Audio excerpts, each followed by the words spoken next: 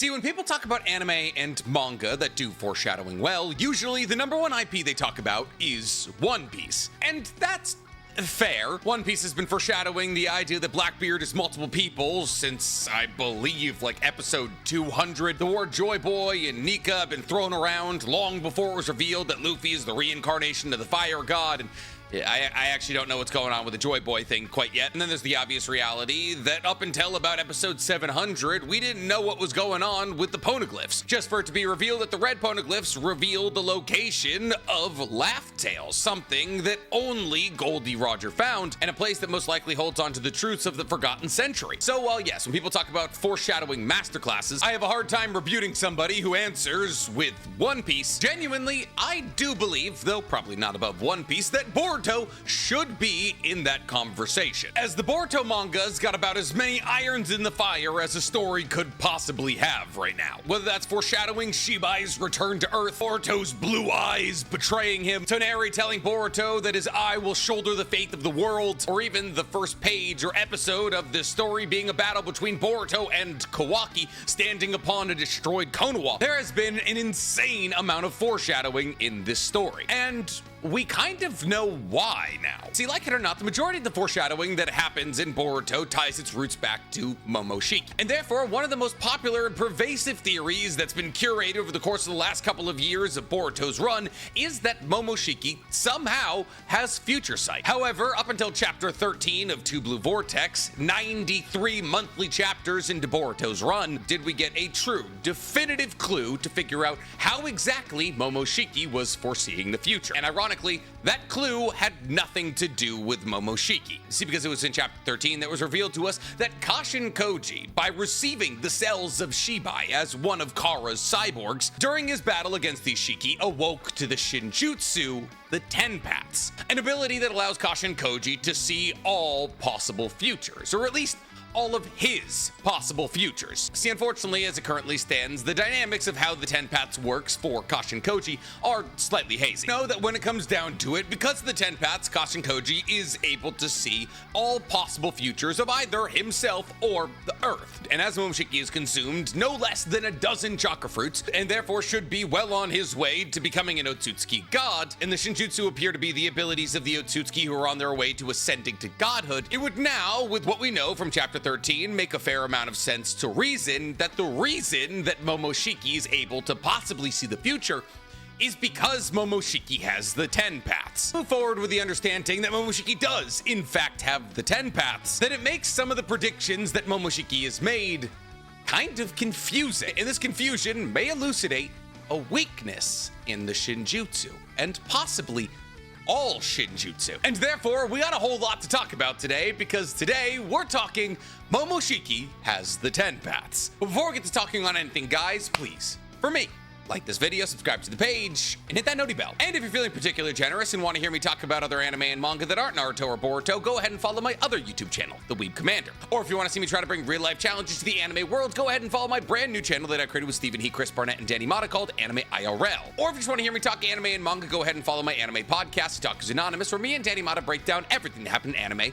this week. It's available on YouTube, Spotify, and Apple Podcasts. But before we get into all that, today we're going to talk about our favorite recurring sponsor to the page, Rocket Money. Listen, I subscribe to a lot of different places to watch a lot of different content. When you're a fantasy anime nerd who loves live sports, you subscribe to a lot of things and then forgot you subscribed to them. And so recently I realized, through the help of Rocket Money, that I was paying $225 a month in subscriptions I was not using. And that's almost $3,000 a year. So you're gonna have to trust me when I say I got a lot of money for today's sponsor, Rocket Money. See, Rocket Money is a personal finance app that helps you cancel subscriptions, lower bills, and manage your money better. See, because while I'm currently using Rocket Money to cancel unwanted subscriptions, as Rocket Money safely and securely identifies recurring charges and cancels unwanted subscriptions for you, making it so easy that you can cancel those subscriptions within the app with just a couple of taps, no need to make a customer service call. I also use Rocket Money to lower my bills goals and set budgets. See, I run 4 YouTube channels, and those respective YouTube channels need their own budgets. Rocket Money allows me to analyze my spending habits on those channels and create a custom budget that fits the lifestyle of those individual channels. And thus I can monitor my spending by category and get notifications when I've exceeded my limits. So what are you waiting for? Rocket Money helps its average customer save up to $740 a year when they use all of the features available.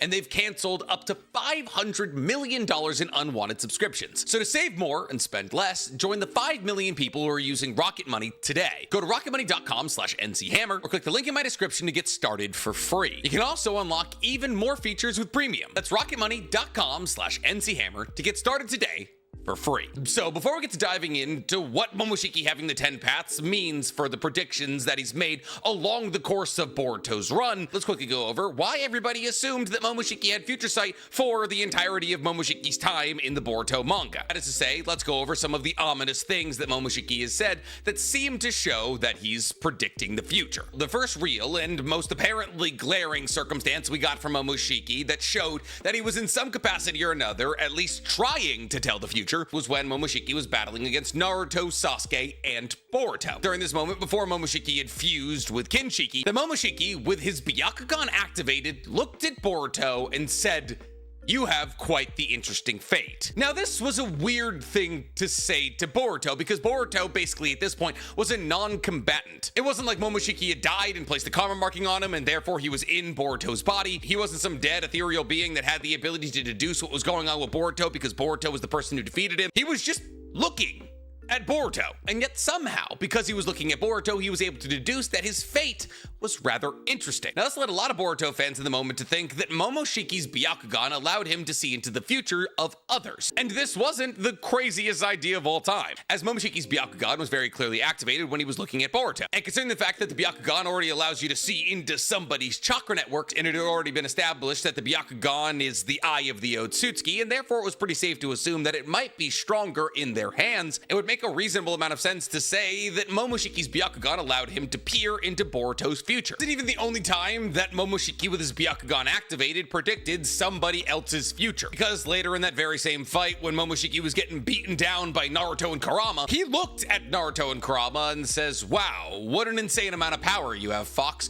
What a pity it is that you have no way to pass it down." Which seems to imply that in some way or another, Momoshiki foresaw the death of Kurama and realized that Kurama wouldn't be passed down to another Jinchuriki. But that's not what happened. And that's kind of going to be a through line through all of Momoshiki's predictions. None of them happened, but that's a talking point for later. Let's get through all the predictions that Momoshiki made first before we get to talking about how they didn't happen. Momoshiki once again predicts what he assumes to be the future at the end of the battle versus Naruto, Sasuke, and Boruto, where after he's killed by the ultra big Rasengan that was created by Boruto and Naruto, he places his karma marking on Boruto. And it's in this moment that he flashes a message to Boruto's psyche, telling him something that still keeps me up at night, which is, "Those blue eyes will take everything from you." Now, well, the fair assumption to make here is that he's talking about Boruto's Jogan and the fact that Boruto's Jogan is going to put a giant target on his back for basically all the Otsutsuki in existence. I, for the life of me, cannot get over the fact that Momoshiki says, "Those blue eyes." Not that blue eye, those blue eyes. Which seems to be implying that Momoshiki isn't just talking about the Jogan, but rather Boruto's base set of eyes. And while I definitely have some thoughts about what Momoshiki could be talking about here, I don't have a definitive answer. And therefore, like with my other discrepancies and what Momoshiki has been saying about Boruto's future, we're going to talk about it later. Don't worry, we'll get back to it. But since we are talking about discrepancies, objectively, those blue eyes haven't taken anything from Boruto. See, because in the moment that Boruto was supposed to lose everything, the firing of Omnipotence, there was multiple things that Momoshiki genuinely did not foresee. The most prevalent and apparent of those, according to Momoshiki, being Sasuke flying to Boruto's aid, as Momoshiki not only seemed incredibly frazzled, but also incredibly confused by the fact that Sasuke was actively trying to help Boruto. So much so that it genuinely led Momoshiki to believing that Sasuke had gone insane. On top of this, Momoshiki did not foresee Boruto not breaking under the pressure of Omnipotence and his own internal prodding. See, because when Omnipotence is fired, Momoshiki treats it as almost it was a foregone conclusion, as if Momoshiki understood that Omnipotence was going to be fired and had been anticipating it. And if he does have the 10 paths, this tracks. The only reason that Kashin Koji was able to break out of the power of omnipotence is because he saw that would happen in multiple futures. And therefore, because he knew that omnipotence was going to happen and Kawaki and Boruto's positions would be swapped, he understood that if Boruto was being hunted down by his own village, that most likely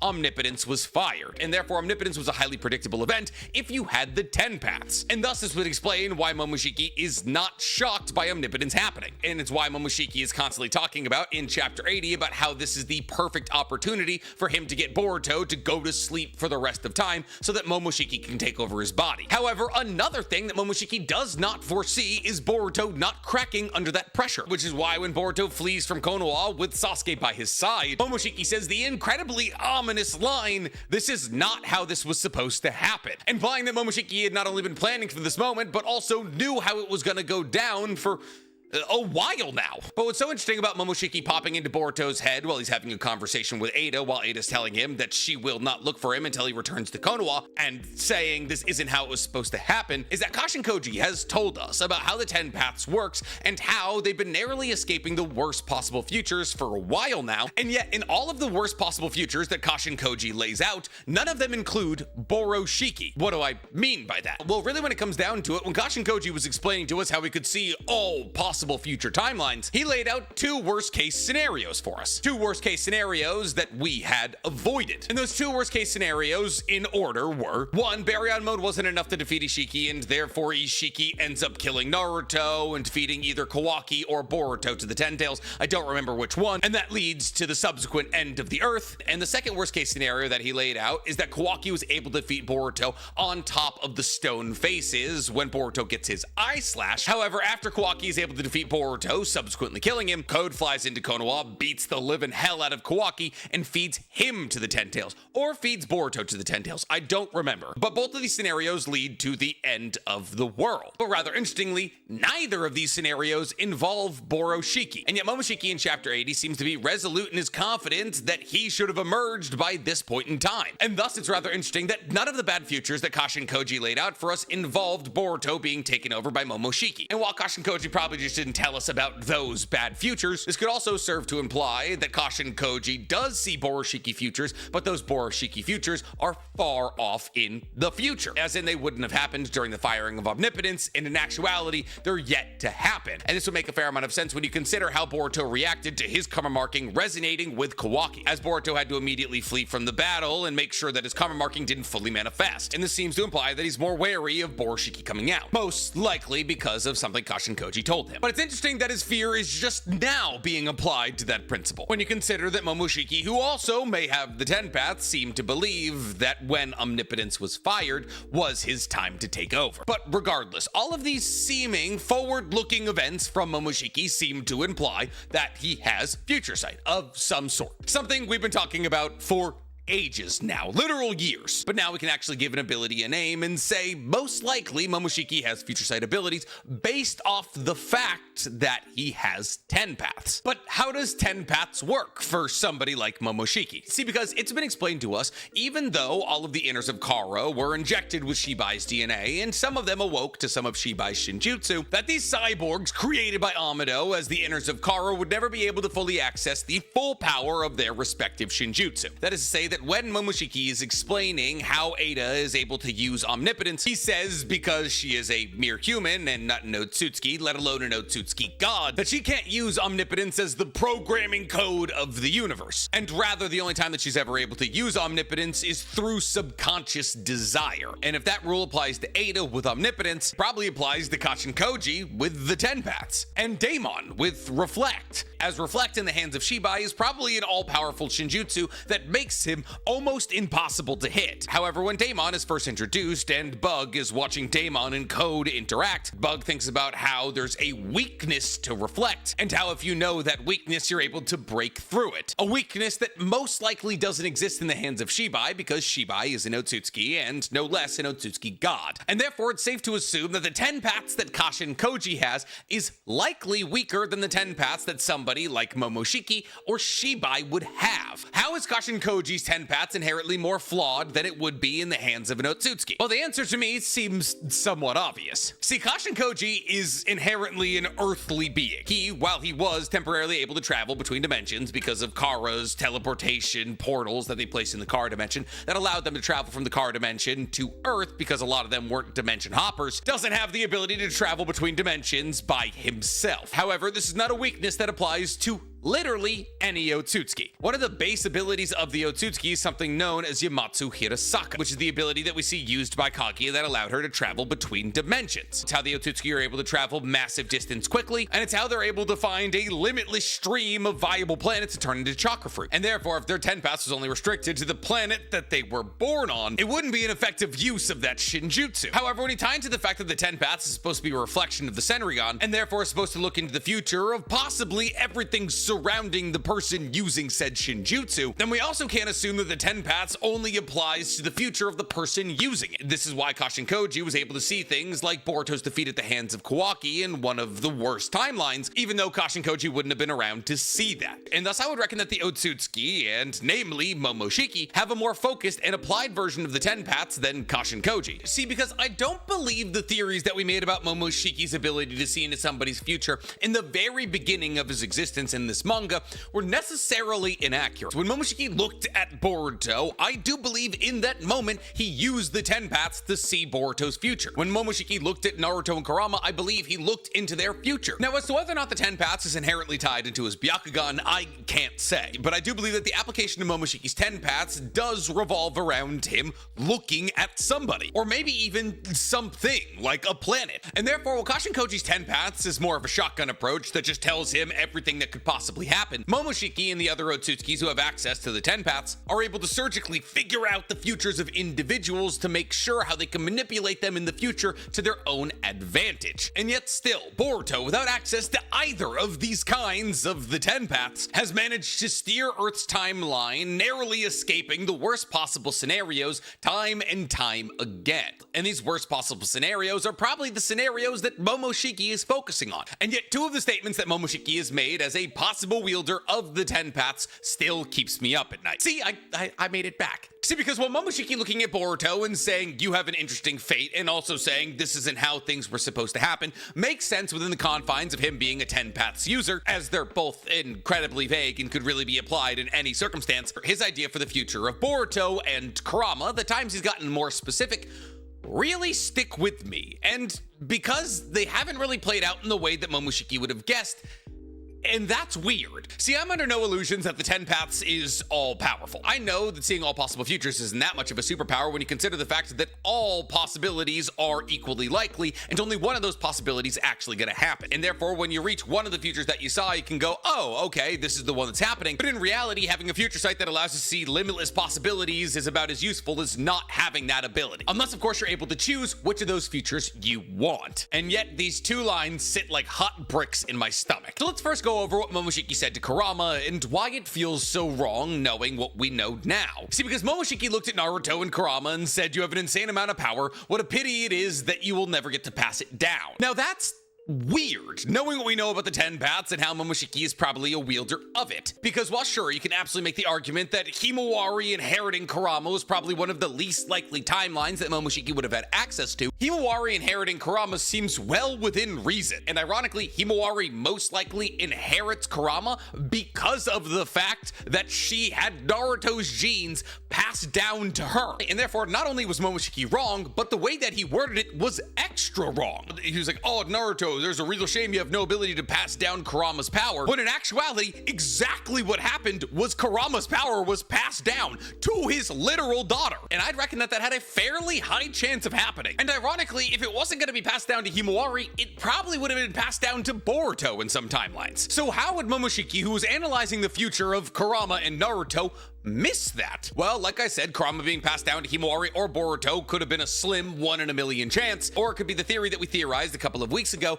that for some reason, nature energy messes with shinjutsu. And as Kurama is an entity made entirely out of nature energy, maybe he's beyond the foretelling of the 10 paths. Now, the reason that we made this theory is because Keke Toda, used by Kagi and the rest of the Otsutsuki, were messed with through the usage of nature energy. This is why the only weakness that things like expansive True Seeker orbs had was nature energy, and therefore there's a possibility that Keke Toda and Shinjutsu are actually the same thing, as they are jutsu specific to the Otsutsuki that are so powerful they're able to rewrite entire worlds, and therefore if nature energy can mess with Keke Toda, it can also mess with Shinjutsu. So as to which one of those two explanations you want to accept, that's up to you. But I, for the life of me, cannot really convince myself that Kurama manifesting in Himawari was a 1 in a million chance. She was born with whiskers, so was Boruto. Kurama manifesting in Himawari or Boruto seems like really the only logical choice. And therefore, I think Kurama, as a being of nature energy, isn't able to have his future foretold. But that isn't the only thing that Momoshiki has said with his presumed future sight that's perturbed me. As one of the most earring and foreshadowing things ever said in the entirety of Boruto's run, one day those blue eyes will take everything from you, to me,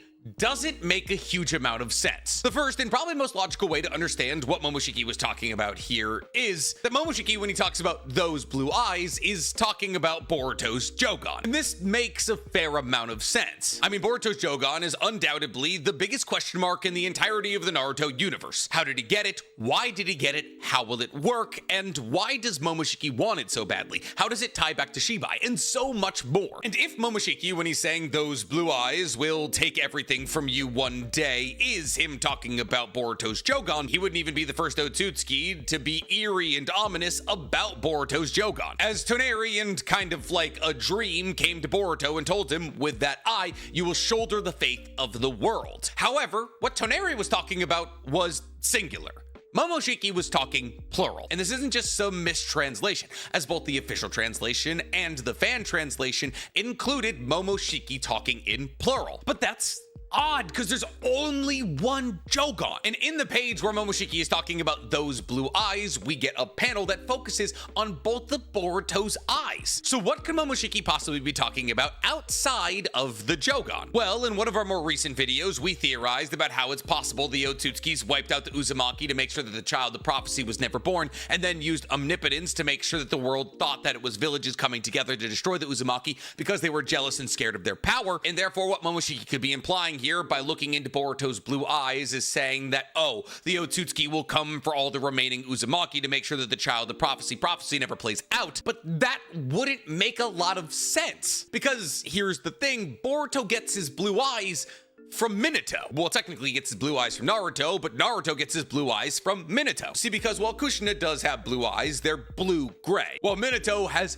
piercing baby blues. On top of this, Kushina is the only Uzumaki in existence to have blue eyes. The rest of them either have red or black eyes, or purple in the case of Nagato, but those weren't his eyes. And therefore, using those blue eyes as a reference to the Uzumaki clan wouldn't make a whole lot of sense. Technically, it would make more sense as a reference to the Namikaze clan, but we don't know anything about them outside of Minato. But an argument could be made, now that Naruto is one of the few remaining Uzumaki and he had 2 children with blue eyes, and therefore they are kind of the Uzumaki clan, that maybe blue eyes does tie back to the Uzumaki. But that feels thin. I feel like a better answer than tying back to the Uzumaki would be tying back to the fact that both Himawari and Boruto have blue eyes that can be turned into a different kind of eye, but then come back to their blue eye base. What do I mean by this? Well, obviously, Boruto in his right eye has the Jogan, an eye that is blue, but less blue than Boruto's regular human eyes. And Himawari is in a very similar situation, as Himawari is the first Hyuga in existence to be able to activate a Byakugan and switch back to regular pupilled and sclera eyes. And that's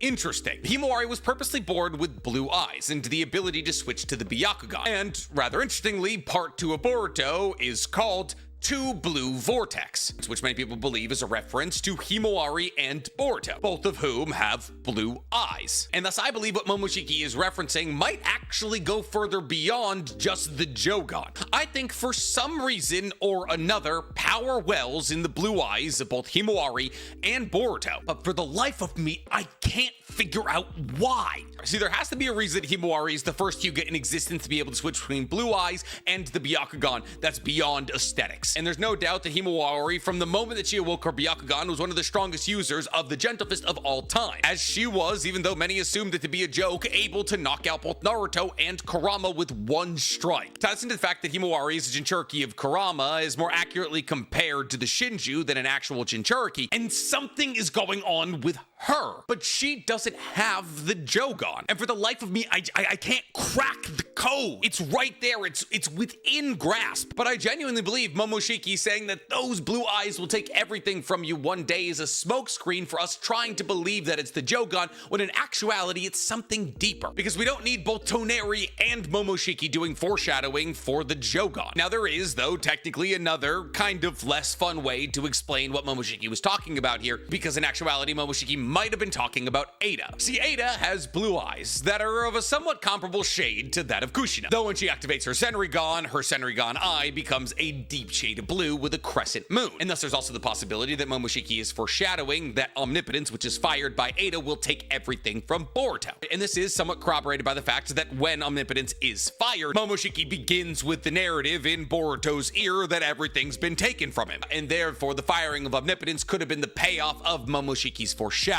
But that doesn't sit right with me, because why would they show Boruto's eyes? And thus, I'm gonna be kicking this one to you guys. I provided a few possible explanations to explain what Momoshiki was foreshadowing here with his 10 paths. But what do you believe Momoshiki meant when he said those blue eyes of yours will one day take everything from you? Tell me in the comments below. And while you guys are down there, please, for me, like this video, subscribe to the page, and hit that noti bell. By the way, when everyone's like, oh, Nick, your tattoos look so cool, I can't wait to get my color tattoos. This is the reality of getting color tattoos, all right? I got this on Saturday. Today is Wednesday. I look like a leper.